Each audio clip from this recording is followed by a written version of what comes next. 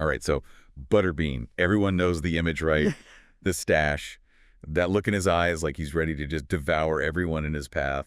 But trust me, this goes way deeper than you think. You guys wanted a deep dive, and we're going all the way down to the bottom of the ocean with this one. We're going way beyond tough man and memes here. This is Esch. His story, it's wild. Boxing, kickboxing, MMA, even pro wrestling, and you're not going to believe this, law enforcement too. It's crazy, right? And get this, his childhood, rough start.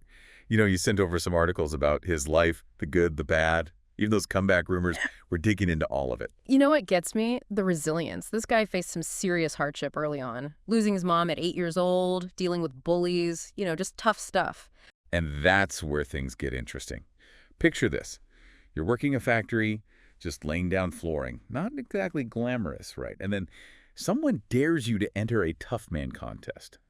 We're talking bare knuckle, no holds barred, the real deal. These were huge back then, Amateur fighters, some barely trained, anything could happen. It was ripe for an upset. Upset is an understatement.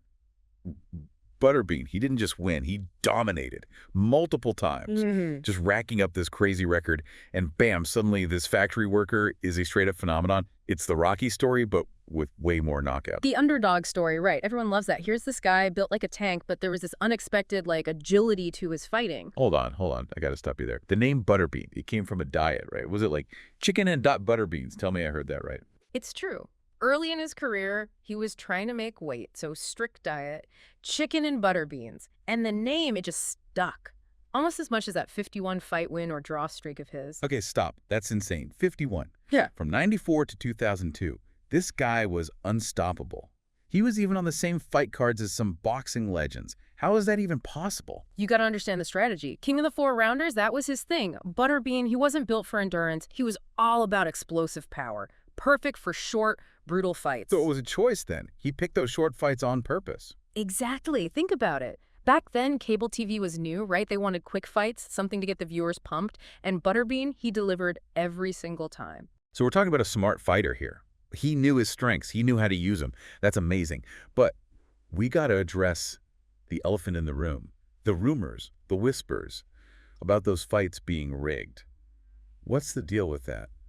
We have to look at the boxing world, the business side of it all. Yeah, some of those wins were questionable. Bob Arum, big-time promoter, had the IBA create a whole super heavyweight title just for Butterbean. Think about that. So they were using his name, right, the Butterbean brand, to get people interested, regardless of who he was actually fighting. Was he in on it, or was he just a pawn? It's hard to say for sure. Either way, Butterbean, he was more than just a boxer. He was this huge personality. You never knew if he was going to knock you out or, crack a joke about Butterbean recipes. He kept everyone guessing. And speaking of unpredictable, this guy, he doesn't just stick to boxing. K1 Kickboxing, Pride FC, even WrestleMania. Why keep pushing it? Why try all these different things? Because he loved the challenge. Stepping outside his comfort zone, that's what drove him.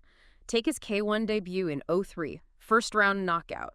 Classic Butterbean. Okay, I see where this is going. You're setting me up for a fall here, aren't you? Well, his next fight was against Mike Bernardo, kickboxing legend, known for those brutal leg kicks.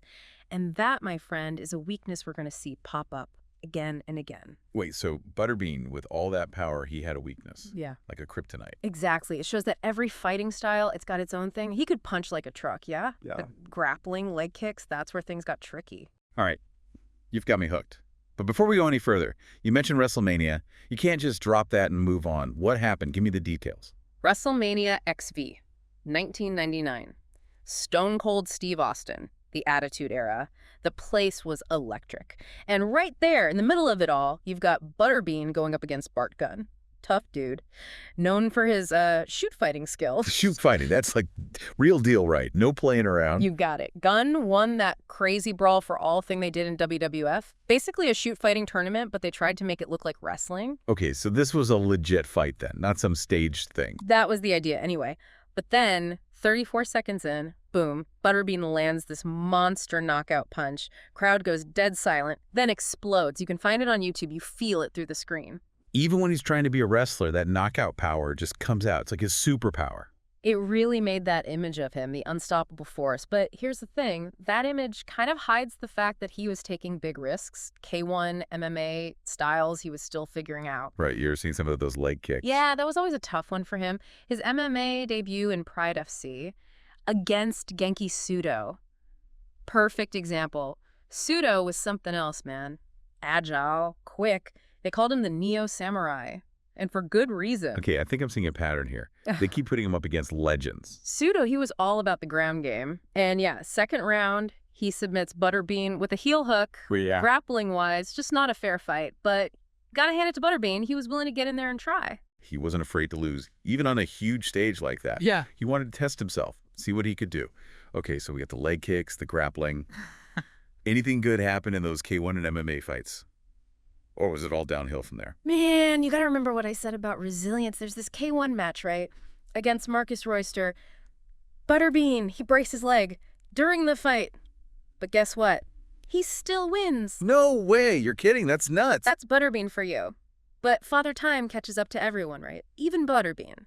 He started losing more, those wins were tougher. And then there's this loss, 2009, to Harry Funmaker, someone he'd beaten before, twice. And it felt like the end of something. Yeah, I get that. Like closing a chapter. So that's it then. He hangs up the gloves, goes home. What's next for Butterbean? You kidding me?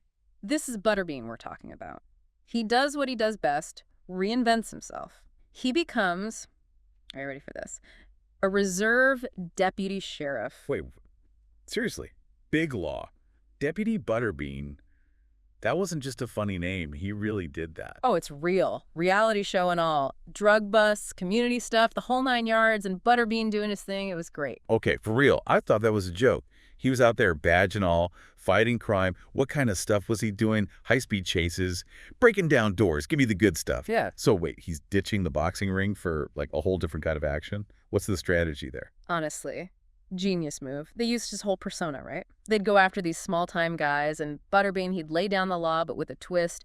Help us get the big fish, he'd say, and we'll go easy on you. No way. He was using that reputation, that Butterbean aura, to actually take down whole criminal operations. That's amazing. There's this one episode, right? They catch this low-level dealer. Okay, I'm picturing it. So Butterbean, he doesn't just slap the cuffs on. He sits this guy down, looks him dead in the eyes, and says something like, "Look, I get it. You're just trying to get by, but you're in over your head.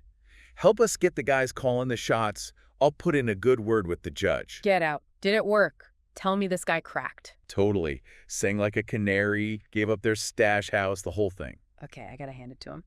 This is next level. The guy's got brains to go with those fists. You know, it makes you think about those fixed fight rumors.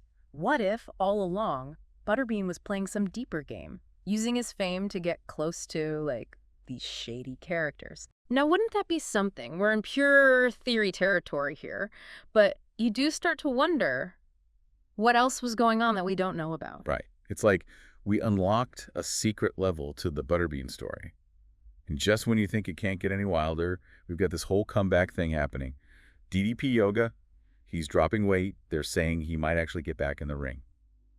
At his age, what's he thinking? Never underestimate the power of reinvention, man. Those DDP yoga videos, it's not just about the physical stuff. You see it in his eyes. He's reclaiming his story, proving he's still got it, even after everything. You mentioned those Jake Paul, Mike Tyson rumors. Yeah. Any truth to them? What's the inside scoop? Officially, and nothing's confirmed. But the fact that we're even talking about it, that those names are being thrown around, that tells you something. Butterbean, he's still got that magic. Can you imagine? Butterbean versus Mike Tyson. It would be legendary. The whole world would be watching. Win or lose, he's already won, you know?